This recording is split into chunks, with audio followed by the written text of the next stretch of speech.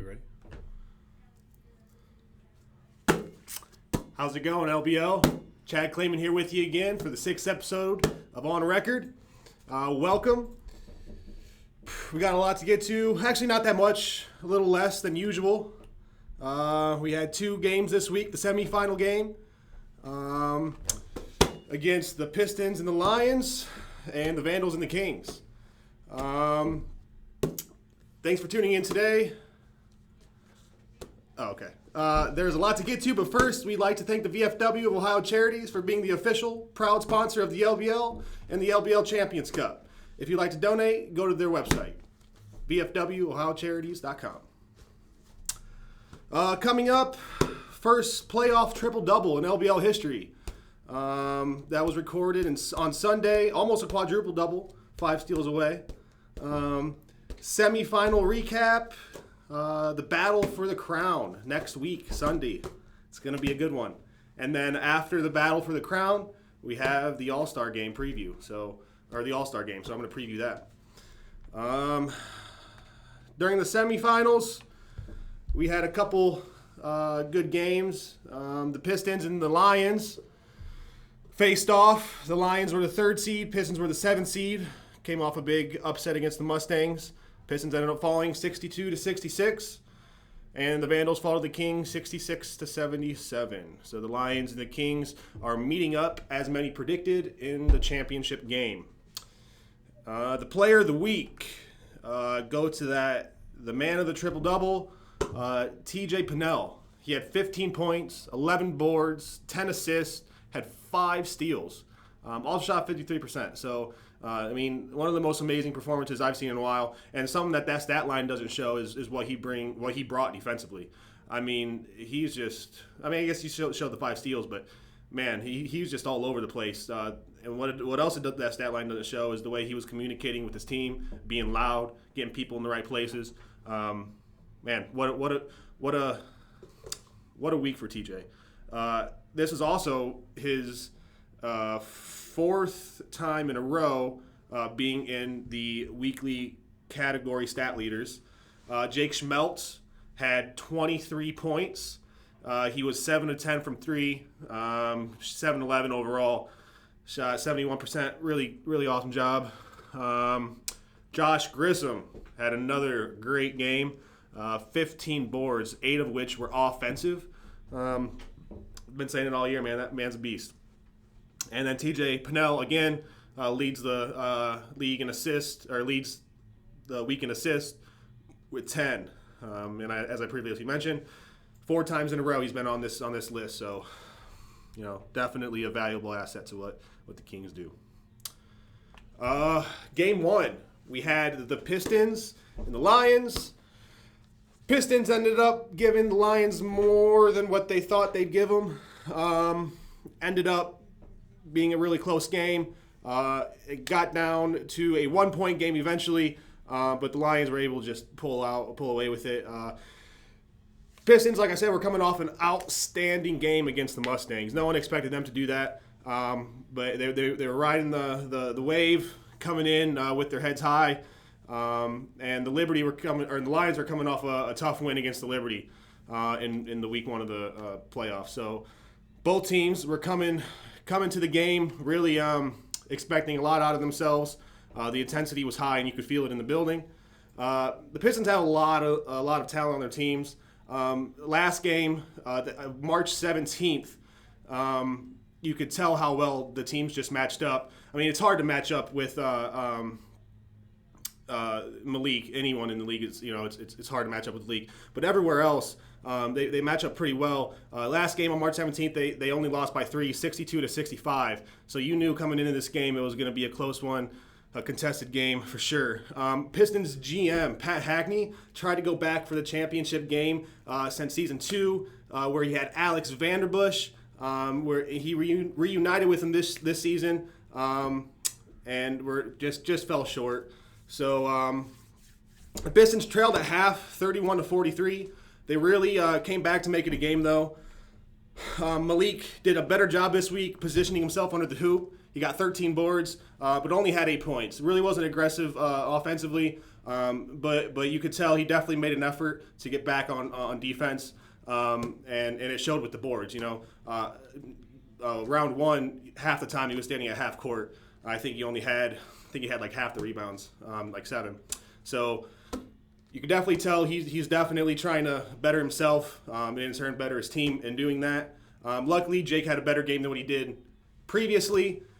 He had 5 points, only shot 1 time last game. He made a 2, shot 4 free throws, made 3, ended with 5. This game ended with 23 points, was way more constant, consistent with the shot decision, and shot 71% from the field. I asked Jake pregame what he had to do. He said, quote, "I have to play more confident and get in the flow early." And that's exactly what he did. And he, like I said, finished with 23 points. Malik was fouled in the later part of the game, in the fourth quarter. He was sent to the line where he missed both free throws to tie it up. The Pistons rebound. They brought it down the court, passed it to Preston, who was on the base, who was in the corner, and he drives baseline and steps out of bounds, turns it over. So right there, the Pistons could have taken advantage of Malik missing 2 free throws back to back, but just couldn't take advantage of it there. Josh Grissom had a chance to tie it again at 57 with 2 free throws, but missed both. There's many things to be said about Josh Grissom that's so positive. One thing, though, he can definitely work on is those free throws. There's a couple times he was in an opportunity to make an important free throw, and he just came up short. But Preston got made up for his missed layup, made a nice 3 in the corner from the assist of Pat, and brought him in within 65-62. Jake Smeltz ended up going back to the line. He misses the last free throw. 12 seconds left. Mar dribbles all the way down the court, shoots a 33-foot shot with 4 seconds left on the clock, and airballs it. Really could have had a way better shot. You had time to find a good open shot, and honestly, one of the not best decisions in LBL history. And that goes to show how important passing the ball around, really looking for the good man, and being aware of the situation, knowing how much time you have on the clock, and really knowing the weapons that you have around you. Making a smart decision is crucial, and that's just ultimately what the Lions had over the Kings was the end game good decisions. So Pat Hackney, unfortunately, this was his last season as the GM for the Pistons. He will be back though for season 6. He'll just be returning to the draft pool, and he'll be wanting to add a good veteran leadership to a team next season. So look out, see where he goes in the draft next season. Josh Grissom, I can't say enough about the guy, man. Had another double-double, 12 points, led everyone this week with 15 boards. I've been saying it all season. He's the most underrated player in the LBL, and any GM will be lucky to pick him up next season if he doesn't get picked up by the new GM, or if he doesn't get kept on contract by the new GM of the Pistons. Which again, if you're offered a contract, the player has to agree to it. Otherwise, they go back into the player pool, and then can be redrafted by the same team possibly, or any other team. They'd be available. So the Lions ultimately move on to the championship game in hopes of becoming the VFW champion and hoisting up that cup. So game 2, you have the Vandals, you have the Kings. A lot of people expect this to be a really good game. Quite frankly, it wasn't as close as even the score shows. The Vandals ended up losing by 11. At one point, they were down by as much as 28. They really didn't even start coming back until towards the end when the Kings started subbing. So after the routing of the Wolves, the Vandals really tried to make their mark in LBL history books by defeating the defending champs. But from the beginning, the Kings let it be known why. they were the reigning champs, and really proved it to the Vandals and showed the Lions the task that they're going to be up for if they didn't know already. You know, the speed that they show, the poise that they show, the ability to look down court and find the open man instantly after the rebound. It's really remarkable how the Kings work, and I'm definitely looking forward to seeing this Lions game. And Kings, I think, are a pretty heavy favorite coming in, but I think the Lions can put something together and come out with a good game against the Kings. So the lead, like I said, grew as much as 28 points as early as the third quarter, and I mean, it was really just over from the beginning. The Kings had 24 assists to the Vandals 12. And that, again, just goes to show how well they move the ball, how well they know each other, where each other's going to be, off-ball cuts. They're just everywhere. You never know where they're going to be. They're always moving without the ball. They're smart. The Vandals also turned it over 17 times, mostly because of that tenacious D. But this is sadly the last season for TJ Pennell, and you can tell he's really wanting to leave his mark on the LBL and Wood County. He's making the argument that he should have won MVP. He's making the argument that he is the best player in the league. So, it's sad to see him go. Maybe he'll be back again, come out of retirement. Maybe we'll bring an LBL closer to him so he can play at his home. But it was good to have you in, TJ, and I'm definitely excited to see you play next game.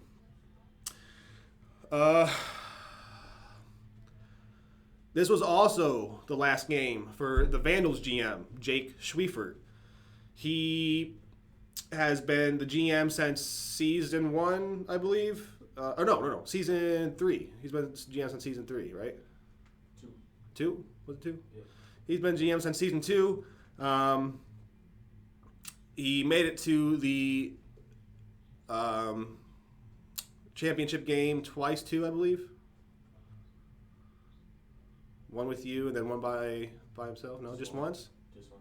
All right. Well, just once then. I traded him. Yeah. Oh, yeah, that's right. Traded him.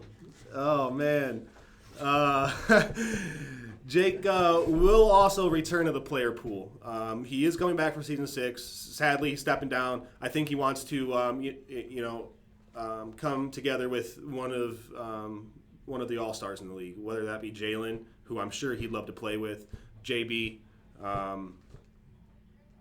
There's all those GMs would really love to have Jake. He brings a lot to the game, and I'm excited to see where he falls. It's gonna be real fun to see him play with another all-star, especially one that can feed him the ball. Jake loves his spots. He has a couple spots on the floor that he really loves, and as long as you got somebody that can get him the ball when he's on those spots, he's gonna be a huge threat. He already is, and he'll be more of a threat once somebody can get him that ball. So, Vandals are on the search for a new GM.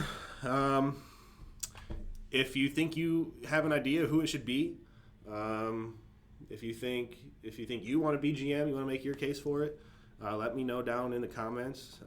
We'll see them. So, let me know your case. Next week matchups, we have the Kings 1 seed versus the Lions, who are the 3 seed. They are meeting up for the chase of the VFW Champions Cup, and it's going to be a good one. That's going to be at 5 o'clock Sunday at Otsego. And then directly following the game, we're going to have the All-Star games. The first seasonal All-Star game of the LBL. Hey there. Right here. Hey. It's going to be the first seasonal game of the LBL. And we have the Ringers, we have the Ballers. In case some of you don't know, this is a ode to 2K. We got the Ringers and the Ballers. The Ringers team, just to remind everybody, we have point guard. The starting five for the Ringers is point guard Tan Glasper. The shooting guard is Jamison Bradley. The small forward will be Jalen Myers. The 4 spot is going to be Jake Schwiefert. The 5th spot is going to be Malik Osborne. There are a lot of questions there. How are you going to put Jake Schwiefert, Malik Osborne, 2 of the most big dominant men in the game, on the same team? I think when you look at the other side, you'll see why. The Ballers got the point guard TJ Pennell, ultimately one of the best facilitators. We got the shooting guard Preston Mormon, small forward AJ Cecil, what a beast. We got Austin Armstead, who is the scoring champion. He led everybody with, I believe, 26 points on the season. Michael Bennett, he'll be starting center. So I think he's a pretty strong guy, one of the tallest guys in the league. He should be able to at least give Malik down low a little bit to handle. So and especially who's Malik guarding on this, Austin or Mike Bennett? It's gonna be tough defensively for Malik as well. So I think you can already tell which way I'm leaning. But for the benches for the Ringers, we have Terrell Clark, who is the guard for the Wolves.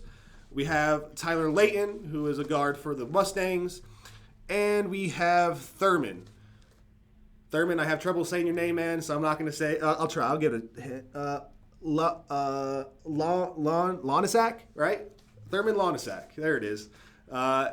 Coming off the bench for the Ringers, and then coming off the bench for the Ballers, we have Matt Ayers from the 419ers, Adam Bevier from the 419ers, and Mike Flipsy from the Lions. So we have 1, 2, 3. We have 3 Kings representing in the All-Star game, and that's the most we have from a team. We have a lot of arguments talking about who was snubbed, who was gifted. Personally, I think who was snubbed, Josh Grissom. I don't even know if I need to say any more about him. He's averaged 12 points a game, 11 rebounds a game, and he's 4th in the league this season in rebounds. So offensive rebounds, he's 2nd behind only Malik, who he's 4 under. So, I think, again, any team would be lucky to have him next season. It's a shame he's not on this list. But, again, who would you take off? It was a tough situation to go with. But a lot of people are arguing who's gifted. I don't really know. I think everyone on this list deserves to be on there. Matt Ayers, though, is the name that's been popped up around social media. If that he was gifted. Let me pull up here exactly what was said on our Instagram feed when we announced the All-Star teams on Instagram. Pull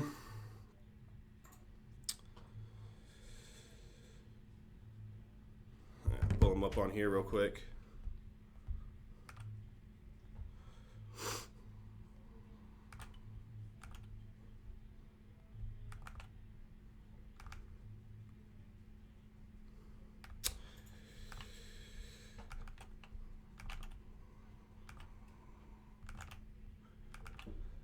All right, we had Matt Ayers saying, off the bat, whoever said I was gifted, keep that same energy May 12th. He's referring to the All-Star game after somebody in our Instagram story said that Matt Ayers was gifted. Took a little offense to that, clapped back at him. JB said, believe me, I will. So he's going to bring that same energy. So right off the bat, you got Matt Ayers, JB, it's going to be a good battle there. But then you got Xavier Harris coming in here saying, hey, I deserve to be on that list. One-on-one me for that spot there. I deserve it more than you. So we got a little heat there from him. It goes on. Where's that energy now, JB says. I'd rather use that energy on May 12th instead of on someone who averages 7 points per game. Oof, Matt. That was savage right there, man. Then Xavier comes back, says, should have used the spot on someone who wins games, though. Okay, so he's referring to games.